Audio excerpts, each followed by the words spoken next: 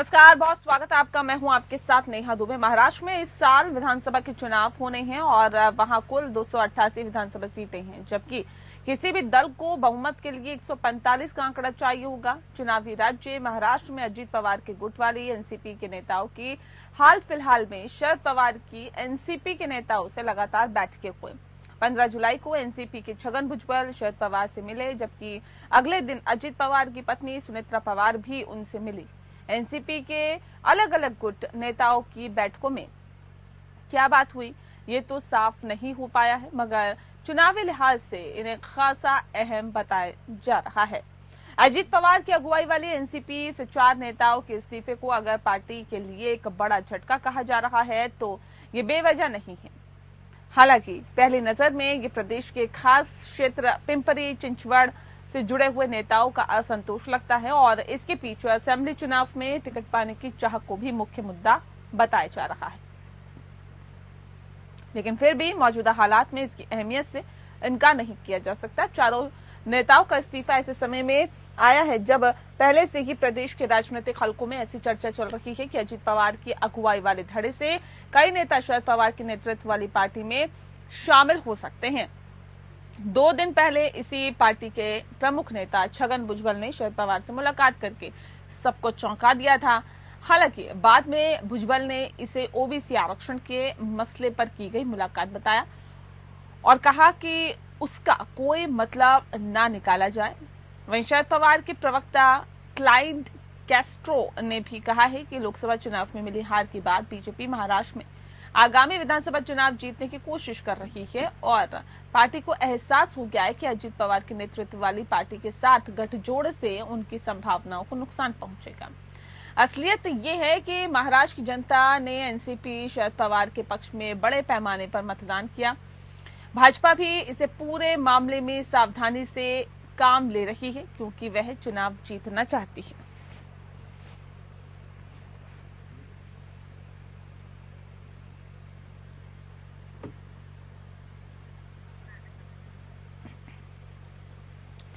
तो बता दें आपको कि जिस तरह से फिलहाल सियासी हलचल महाराष्ट्र में तेज होती जा रही है, उससे कई सियासी इसके मायने निकाले जा रहे हैं और ये भी कहा जा रहा है कि कुछ बड़ा उलटफेर महाराष्ट्र की सियासत में देखने के लिए मिल सकता है। और ऐसे में आपको बता दें कि पार्टी के 2 दिन पहले ही इसी पार्टी के एक नेता छगन भुजबल ने शरद पवार से मुलाकात की और सबको चौंका दिया था। हालांकि बाद में भुजबल ने इसे ओबीसी आरक्षण के मसले पर की गई मुलाकात बताया। इस विषय पर तफसील से चर्चा करेंगे। खास मेहमान हमारे साथ जुड़े हुए हैं, उनसे आपका परिचय करा देते हैं। इस वक्त हमारे साथ शशिकांत तिवारी जी है, नेता है बीजेपी के। स्वागत है आपका। हमारे साथ महेश चव्हाण जी जुड़ गए हैं, नेता है एनसीपी शरद पवार गुट के। बहुत स्वागत है सर आपका। मुखलेश शेख जी हमारे साथ जुड़ गए हैं, एनसीपी के नेता हैं जो कि अजीत पवार गुट के नेता है। आपका भी बहुत स्वागत है मुखलेश शेख जी। इस खास कार्यक्रम की शुरुआत मुखलेश जी आपके साथ ही करते हैं। सर, चल क्या रहा है राजनीति में, खास तौर पर अजीत पवार गुट में? क्या ऐसा खास चल रहा है? कैसे ये एक बार फिर से झुकाव शरद पवार की तरफ होने लगा? यहाँ जी मेरी आवाज पहुंच रही है आप तक? जी जी, आवाज आ रही, बताइए जी। अजीत पवार साहब और शरद पवार साहब का एक रिश्ता जो है खून का रिश्ता है और वो उस रिश्ते के कारण आज हम अलग अलग है। हमने हमारी वो एनसीपी जो पार्टी है उसके साथ विधायक और सारे लोग सरकार में काम कर रहे हैं, कार्यकर्ता अजीत पवार के साथ है। तो इसके वजह कुछ लोगों को जो है जैसे मुलाकात हुई या फिर सुप्रिया ताई से कुछ बात अगर हो जाता है उनके घर के लोगों का, अजीत पवार साहब के जो बेटे हैं उनकी या फिर पवार जी, तो इसमें चर्चा कुछ ना कुछ मसाला कुछ ना कुछ मुद्दे बनाकर उसको पेश किया जाता है महाराष्ट्र में। मतलब ये कहा जा रहा है कि एक बार फिर से वापस जाना चाहते हैं या कई और नेताओं का झुकाव जो है वो शरद पवार की तरफ है, इसमें कितनी सच्चाई है? नहीं, बिल्कुल ये बात नहीं है। अजीत पवार साहब एक चर्चा है और देश में और महाराष्ट्र में भी, और शरद पवार साहब सीनियर लीडर है इसमें तो है ही। लेकिन ऐसा अजीत पवार साहब जाने वाले हैं शरद पवार साहब के साथ, ऐसी कोई बात नहीं है। अरे सर, जहाँ आग लगती है वहीं धुआं उठता है, कुछ तो ऐसा चल रहा है ना कि जिस वजह से इस तरह की खबरें चल रही है। नेहा जी भी इंतजार करिए। जो ये अफवाह फैलाने का तो हम कुछ लोग कर रहे हैं कार्यकर्ताओं में भ्रम फैलाने का काम नहीं, इसलिए कर रहे अफवाह हैं। कैसे? छगन भुजबल की मुलाकात नहीं हुई क्या? नहीं, भुजबल साहब देखिए ओवैसी की आरक्षण के मुद्दे पे गया था और वो बात को जो है पवार साहब के माध्यम से मनोज जरंगे पाटिल उनको मनाने का, या फिर उनके जो और भी लोग हैं देश में और महाराष्ट्र में अशांति ना फैले, लोग एक दूसरे से प्यार से रहे, महाराष्ट्र की जो परिस्थिति हो धीरे खराब होते जा रहा है। कई विधायकों की, आपके कई विधायकों की मुलाकात हुई, उसको नकार सकते हैं क्या? अजीत पवार की धर्मपत्नी की मुलाकात हुई, उसको नकार सकते हैं क्या? देखिए वो रिश्ते के हिसाब से मुलाकात हो रहा है, वो हमारे पॉलिटिकल और पार्टी को शरद पवार साहब के साथ जोड़ने के हिसाब से नहीं हो रहा है। हाँ। ये गलत है, मैं आपको जानकारी दे रहा हूँ। हाँ। ठीक है, वरिष्ठ है, उनका अभी उम्र इतना हो गया है, उनका सम्मान जो है उनके दिलों में है। और आज देखिए राजनीति अपने जगह है, तो जब तक उनके साथ में रिश्ता तो है ना, हर जगह राजनीति तो नहीं चलता ना। ठीक है महेश जी, इन मुलाकातों के क्या मायने निकाले? ये तो मुलाकात पे मुलाकात हो रहे हैं और सबको निजी मुलाकात कहें, ये तो मुझे लगता है कि सही नहीं होगा। कहीं तो शरद महेश जी, मैं आ रही हूँ। मुकेश जी मैं लौटती हूँ। मोदी जी के साथ देखा गया, अमित शाह जी के मंच में भी देखा गया ना, कहीं ना कहीं आप देखिए पुराने इसमें। नहीं, बहुत जगह देखे गए हैं सर, उनको तो छोड़ दीजिए। अभी फिलहाल जो मुलाकात हो रही है बात उसकी हो रही है। नहीं, कोई तथ्य नहीं है उसमें, तो अजीत पवार के ग्रुप उसमें शरद पवार साहब के साथ जाने वाले नहीं है। ऐसे पूरी पुख्ता जानकारी हमारे पास है। अगर कोई जानकारी है मुलाकातों के क्या मायने निकाले? मुकेश जी मैं आ रही हूँ। जी। नेहा जी, देखिए मुलाकातें हो रही है, ये तो स्पष्ट है। हाँ। छगन भुजबल जी की जो मुलाकात हुई वो क्यों हुई, छगन भुजबल साहब ने खुद से ये स्पष्टीकरण दिया है। सुनेत्रा पवार जी की जो मुलाकात हुई वो उनकी बहन वहां पर आई थी, उनको मिलने के लिए आई थी, और ये खून का रिश्ता है, खून का रिश्ता और पॉलिटिक्स अलग अलग है। जो बातें ये की जा रही है कि अजित पवार वापस शरद पवार जी के पास आएंगे या नहीं आएंगे, उसे कुछ बेस नहीं है। लेकिन हाँ, बहुत सारे अजित पवार गट के जो गुट के जो विधायक है, जो बाकी के भी लोग हैं, कार्यकर्ता है, पदाधिकारी है, वो सारे बहुत सारे लोग टच में हैं। हम ये पहले से कह रहे हैं, ये अभी स्पष्ट हो रहा है। कल आपने देखा होगा पिंपरी चिंचवड़ में जिस तरीके से एक्स पार्षद जो माजी पार्षद थे, वो भी बहुत सारे पार्षद हमारे पास आ गए। अभी इसमें आज का जो विषय है उसके बारे में मैं ये कहना चाहता हूँ कि देखिए, ये अजीत पवार जी बीजेपी के साथ जुड़ जाने की वजह से बीजेपी की हार हुई, ये कहना उतना सही नहीं होगा। ये एक कारण हो सकता है, लेकिन बीजेपी की जो हार हुई उसके पीछे बहुत सारे कारण हैं। जैसे कि हम पहले से कह रहे हैं, महंगाई, बेरोजगारी, कृषि संकट, किसानों की समस्याएं, महिलाओं की समस्याएं, युवाओं की समस्याएं, भ्रष्टाचार, धर्म के आधार पर जो तुष्टीकरण किया जा रहा है, ये बहुत सारे कारण हैं। तो अगर बीजेपी को ऐसे लगता है कि सिर्फ एक कारण है या सिर्फ वो इनको बलि का बकरा बनाना चाहते हैं अजित पवार को, तो वो बीजेपी की मतलब उनका लुकआउट है।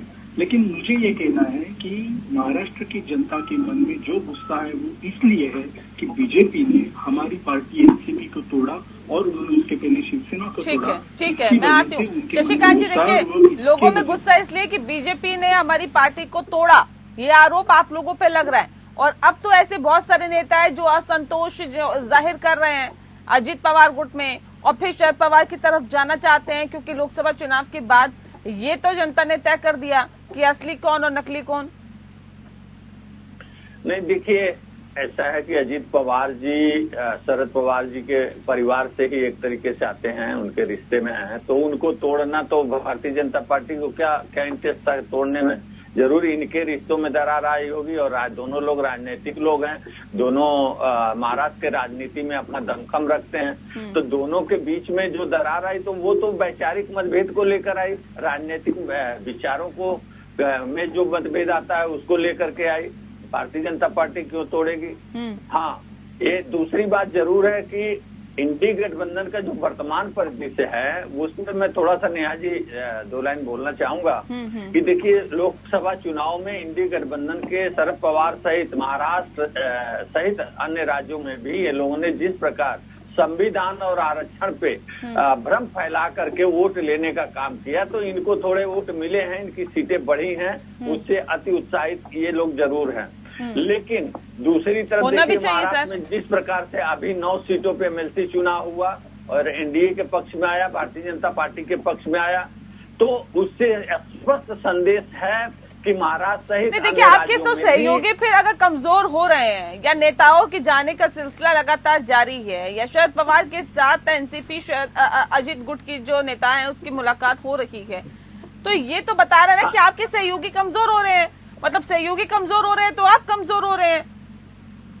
नहीं, देखिए 2-4 नेताओं के आने जाने से कोई पार्टियों पे फर्क नहीं पड़ता, लेकिन हाँ जो मुख्य पिलर होता है, जो मुख्य स्तंभ होता है, उसके आने जाने से फर्क जरूर पड़ता है। तो अभी जिन लोगों से संपर्क बना रहे हैं या जिनको लगता होगा कि हमको यहाँ आने से कुछ मिला नहीं, तो वो फिर उधर उस पार्टी में कुछ पाने के लिए भले जा रहे हों और कुछ पार्टियों से वादा किया जा रहा हो कि अब फिर आ जाइए तो हम ये करेंगे वो करेंगे, तो ऐसे में थोड़े 2-4 लोग आते जाते रहते हैं। ये तो प्रायः सभी पार्टियों में आपने देखा होगा। लेकिन मैं बात कर रहा हूँ कि जिस प्रकार से एमएलसी चुनाव में अभी एनडीए गठबंधन को महाराष्ट्र में जो जीत मिली है, उससे ये साबित हुआ है कि महाराष्ट्र की राजनीति पुनः जो है एनडीए के तरफ, भारतीय जनता पार्टी के तरफ पलटने जा रही है और इन लोगों को विधानसभा में मुंह की खानी पड़ेगी। ये अब भ्रम नहीं चलेगा। ठीक है महेश जी, जवाब दीजिए। आप लोगों को विधानसभा में मुंह की खानी पड़ेगी और हाल ही में जो चुनाव हुए वो तो इसका नतीजा बता रहे हैं कि जनता की पसंद क्या है। हाल ही में जो चुनाव हुए जिसमें जनता ने वोट किया वो थे लोकसभा के चुनाव। लोकसभा के चुनाव में आपने देखा 48 में से 31 सीटें महाविकास आघाड़ी की तरफ आ गई है और इनके पास, महायुति के पास जो 41 थे, वो 41 से उनकी संख्या 17 पर आकर रह गई है।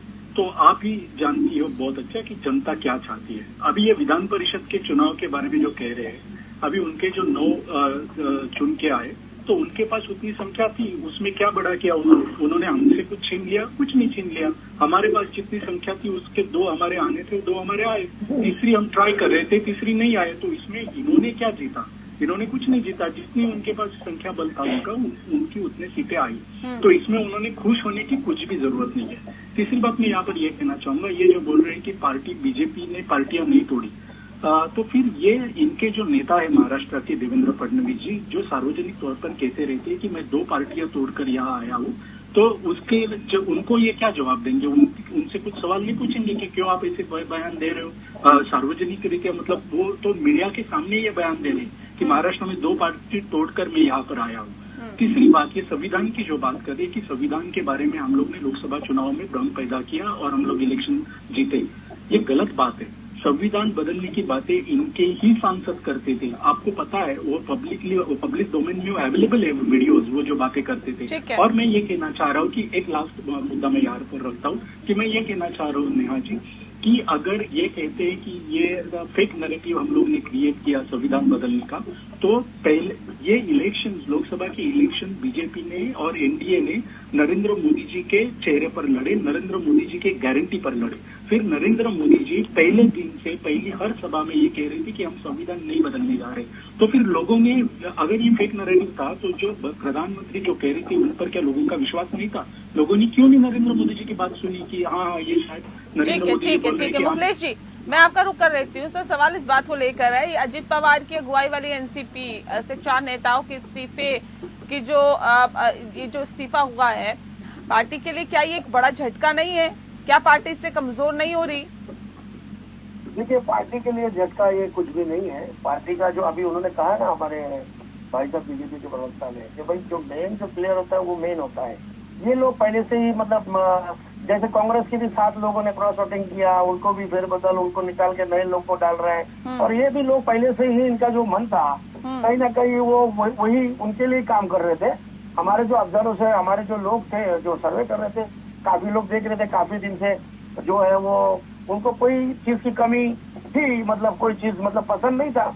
अजित दादा पसंद नहीं था, ऐसी बात नहीं है। दादा तो पावर रहेगा, शरद पावर रहेगा, वो अलग बात है। अजित पावर रहेगा, पावर परिवार है। लेकिन ये उसके अंदर कुछ बीजेपी के लोगों का जो बयानबाजी हुआ है उसके ऊपर से आपस में मैडम और नाराजगी न्याजी होने के बाद में इन लोगों ने सोच लिया कि हमें अलग जाना चाहिए, तो उनको जाने दिया। हम लोगों ने बोला भाई ठीक है। मतलब बीजेपी के साथ रहना पसंद नहीं है नेताओं को? नहीं, उनको पसंद नहीं है, हम लोगों को पसंद है। हम बीजेपी के साथ ही चुनाव लड़ेंगे। तो आपके ही साथ के तो लोग थे जिनको पसंद नहीं आ रही है बीजेपी? वो कुछ लोग थे, कुछ लोगों की जो नीति नहीं आती, आपस में बयानबाजी जो है उनको पसंद नहीं आया। ऐसा रिपोर्ट में है। ठीक है, महेश जी कुछ कहना चाह रहे हैं? महेश जी जल्दी से। नेहा जी, मैं यहाँ पर ये कहना चाहूंगा, ये बातें हम नहीं कह रहे कि उनको बीजेपी के साथ रहना है या नहीं रहना है। आरएसएस के साप्ताहिक विवेक में ये बात छपकर आई है कि अजीत दादा पवार इधर आने की वजह से, बीजेपी के साथ आने की वजह से पिछले लोकसभा में उन्हें हार का सामना करना पड़ा।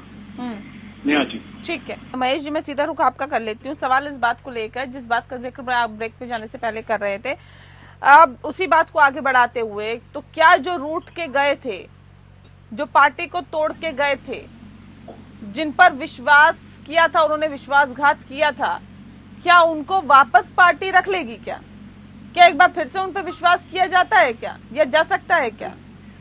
नेहा जी, बिल्कुल विश्वास नहीं किया जा सकता।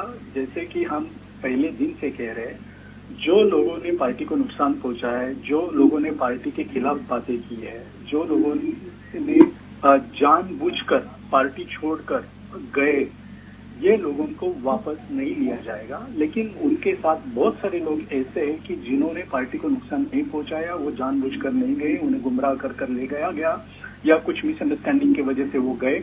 और ऐसे लोग जिनकी वजह से पार्टी को नुकसान नहीं हुआ है, उनकी उपयोगिता देखकर और पार्टी के सारे लीडरशिप के साथ बात कर कार्यकर्ताओं का राह लेकर उनको वापस लिया जा सकता है। अगर उनके पास इलेक्टिव मेरिट है, वो अगर तो उनके आने से पार्टी को फायदा होगा, ये क्लियर है। ठीक, राजीव रंजन जी इस वक्त हमारे साथ जुड़ गए, रेजिडेंट एडिटर है एमपीएन के। राजीव जी, सवाल इस बात को लेकर है, महाराष्ट्र की सियासत आखिर कहाँ जाती हुई दिखाई दे रही है?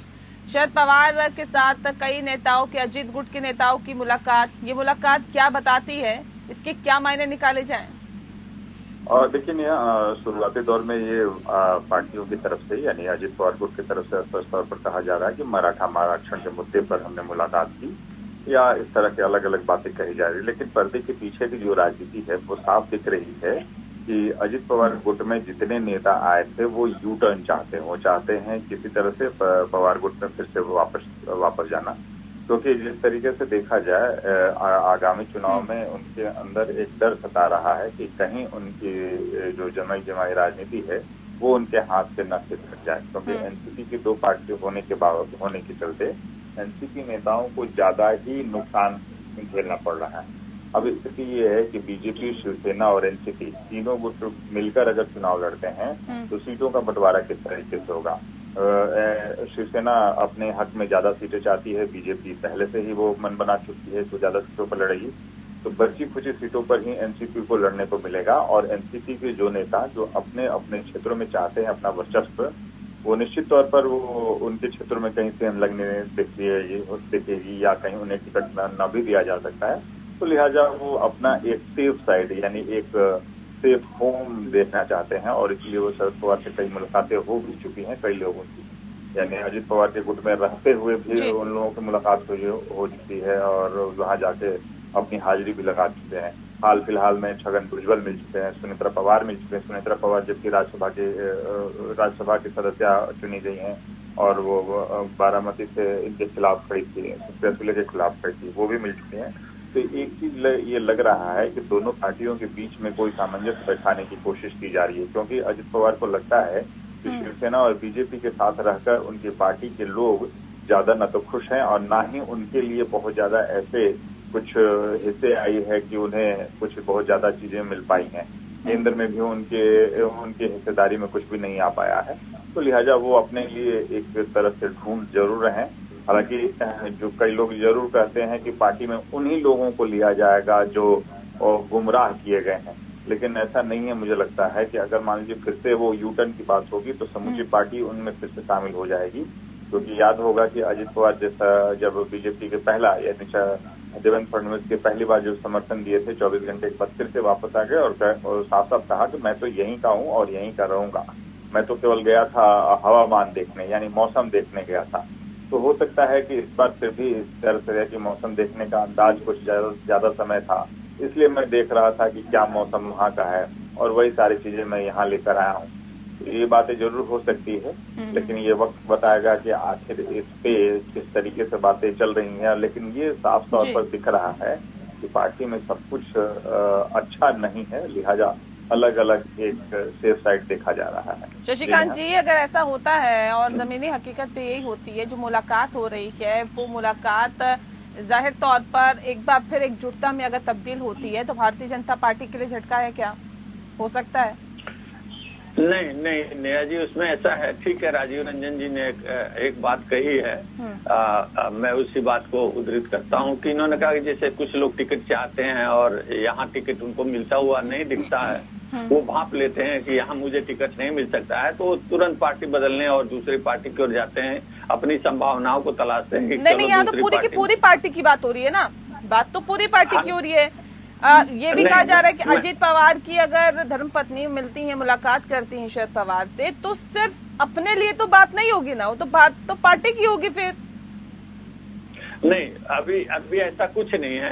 अभी हमारे प्रवक्ता बैठे हुए हैं मुकेश जी, उन्होंने स्पष्ट किया कि अजीत पवार गुट कहीं नहीं जा रहा है और यही परिदृश्य है, अजीत पवार गुट कहीं नहीं जा रहा है। ये लोग जिस तरह लोकसभा चुनाव में भ्रम फैला, तो ये भ्रम फैला रहा है कि ये पार्टी के 4 लोग वो वक्त याद है आपको जब भगत सिंह कोश्यारी ने शपथ दिला दी थी और फडणवीस और अजीत पवार ने शपथ ले ली थी, उसके बाद जब यूटर्न हो सकता है, तो सर ये तो जिस बात का जिक्र अभी राजीव जी कर रहे थे कि अच्छे से मौसम को भांपने गए थे, देखने गए थे, ये भी तो हो सकता है। हाँ ठीक है, तो ये जो मौसम भांपने वाले लोग हैं, 4 लोग चले गए शरद पवार गुट में, और ऐसा भी होता है कि उनके भी गुट में कुछ लोग बैठे होंगे जो इस ताक में होंगे कि उनकी गणित इनके जाने से बिगड़ेगी, तो वो लोग भी पार्टी बदल सकते हैं, पार्टी छोड़ सकते हैं। तो जितने लोग पार्टी में जा रहे हैं तो उतने लोग पार्टी उनकी भी छोड़ सकते हैं। ठीक है, मैं एक छोटा सा सवाल महेश जी आपसे, क्योंकि कार्यक्रम में वाइंड अप का वक्त हो गया, हम आखिरी वक्त में है कार्यक्रम के, लेकिन सवाल इस बात को लेकर कि अजीत पवार अगर दोबारा आना चाहे पूरी पार्टी के साथ तो एक्सेप्ट किया जाएगा? देखिए, हम लोग ने पहले से ही क्लियर किया है कि कौन आएगा कौन नहीं आएगा, ये लीडरशिप डिस्कस करेंगी पार्टी के बाकी के लीडर्स को और कार्यकर्ताओं को, उनके साथ विचार करके, उनके साथ चर्चा करके। और दूसरी बात, एक मैं फिर से दोहरा रहा हूँ कि जिन्होंने पार्टी को नुकसान पहुंचा है, जिनकी वजह से लोग हमें छोड़कर चले गए हैं, जिनकी वजह से पार्टी को इतना नुकसान हुआ, जिन्होंने पार्टी के खिलाफ इतनी बातें की, उनको अगर लिया जाए तो पार्टी के कार्यकर्ताओं को वो अच्छा लगेगा या नहीं लगेगा, इसके ऊपर विचार विमर्श होगा और उस हिसाब से डिसीजन लिया जाएगा। ठीक है, चलिए, बहुत शुक्रिया आप सभी मेहमानों का हमारे साथ इस खास चर्चा में शामिल होने के लिए। खास पेशकश में फिलहाल के लिए इतना ही। नमस्कार।